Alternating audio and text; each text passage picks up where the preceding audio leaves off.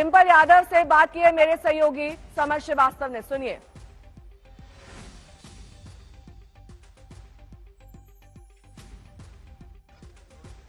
UP में उपचुनाव का रण है और मैनपुरी के रण को समाजवादी पार्टी ने फतेह कर लिया है।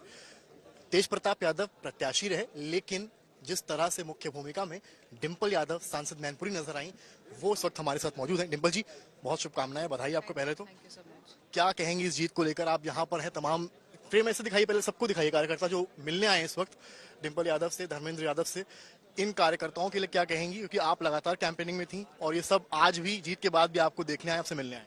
नहीं, ये बहुत ही अच्छी बात है कि समाजवादी पार्टी करहल से जीत के आई है, लेकिन जिस तरह का प्रशासन का पूरा रवैया रहा इन चुनाव में, ये बहुत ही एक तो आपत्तिजनक है और एक प्रश्न चिन्ह भी छोड़ता है कि कहीं ना कहीं पूरी तरह से प्रशासन हावी रहा चुनाव पे। और खाली करहल का नहीं, पूरे उत्तर प्रदेश में 9 विधानसभा सीट में ये प्रशासन हावी रहा है, जिसकी वजह से परिणाम उस स्वरूप में नहीं दिखाई दे रहे हैं जिस तरह हम चाह रहे थे।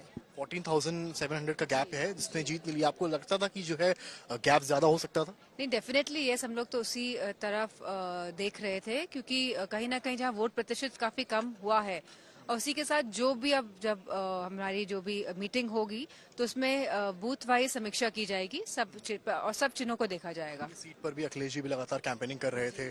क्या लगता है आपको, कुंदरकी को लेकर क्या कहेंगी? इस मीरापुर जहां तक कई तस्वीरें भी सामने आई जिसमें आप लोगों ने एक्सप्रपोज। मैं वही तो कह रही हूँ कि मैं समझती हूँ कि it is a disgrace to the democracy of the country.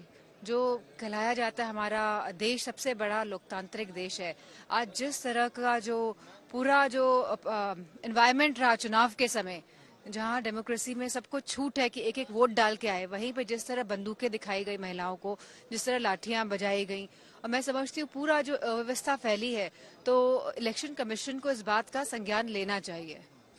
कुछ पुलिसकर्मी भी सस्पेंड किए गए इस बार आप लोग के कंप्लेंट। सस्पेंशन से हल नहीं है, सस्पेंशन तो एक खाली लीपापोती मैं मानती हूँ, और इसका कोई हल नहीं है। लेकिन कुल 7 सीटें अभी तक के रुझानों में बीजेपी आगे है। आपको बीजेपी कह रही है कि जो है ये नतीजा पहले ही था और समाजवादी पार्टी हार गई, पीडीए फेल हो गया। इस पर आप क्या कहेंगे? मैं समझती हूँ कि वे खुद इस बात को अच्छी तरह से जानते हैं कि वो कैसे जीते हैं, और जिस तरह की जो परिस्थितियां थी उसके बावजूद भी जिस तरह का समाजवादी पार्टी का परफॉर्मेंस रहा है, मैं समझती हूँ कि अभी भी भारतीय जनता पार्टी वाले लोग कहीं ना कहीं समाजवादी पार्टी से डरे हुए हैं। क्रेडिट किसको देंगे इस पूरी जीत का?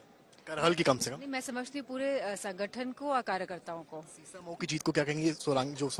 नसीम सोलंकी हैं। पूरा सीसामऊ में लोगों ने बहुत साथ समर्थन दिया और संगठन ने भी मजबूती के साथ लड़े, और जिस तरह अन्याय हुआ था सोलंकी परिवार पे, तो मैं समझती हूँ लोगों ने पूरा साथ समर्थन दिया है, और जब जब अन्याय होगा तब तब आप देखेंगे कि सब लोग एक साथ आपको खड़े नजर आएंगे। कुंदरकी को लेकर आपके एक्सपेक्टेशंस आप लोग के बहुत अच्छे थे, लेकिन जो डिफरेंस आया है। नहीं, कुंदरकी को लेके एक्सपेक्टेशंस का, जिस तरह की हमने पूरी गतिविधियां देखी चुनाव वाले दिन, तो मैं समझ सकती हूँ कि, और जहां देश में नहीं विदेश में भी अब बात हो रही है कि पूरे देश में किस तरह की डेमोक्रेसी एग्जिस्ट कर रही है, जहां पे लोगों को वोट डालने ही नहीं दिया जा रहा है, और जिस तरह से लोगों के मन में भय बिठाया जा रहा है। लेकिन अगर मैं समझती हूँ कि ये उपचुनाव था, इसलिए इतना ज्यादा इसमें लोगों का सरकार का इंटरवेंशन रहा, और जिस तरह पूरा जो ये है तंत्र है, जो पूरा प्रशासन का, जिस तरह चुन चुन के अधिकारी बिठाए गए, और जिस तरह से सिलेक्ट करके अधिकारियों को हटाया भी गया, और जिस तरह से पुलिस की बड़ी भूमिका रही, तो ये सब प्रश्न चिन्ह उठाने वाले सवाल हैं।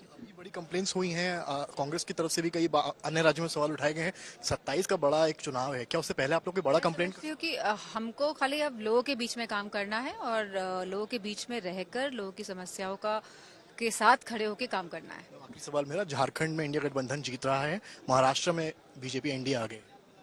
हाँ, बिकॉज महाराष्ट्र में बहुत एक्सपेक्टेशंस था कि बहुत टक्कर का चुनाव हो रहा है, हम सब जगह यही बात थी, तो मैं समझती हूँ इसमें भी एक जो रिजल्ट्स आए हैं वो एकदम विपरीत आए हैं जो सोचा गया था। कहा है कि गड़बड़ी जो थी वो कुछ हुई है।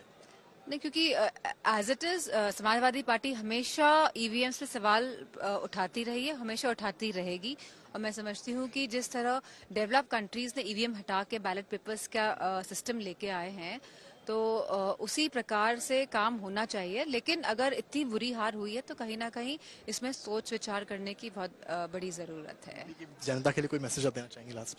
नहीं, मैं धन्यवाद देना चाहूंगी सभी मतदाताओं का जिन्होंने वोट डाला है, और मुझे पूरी उम्मीद है कि आने वाले समय में बदलाव होगा।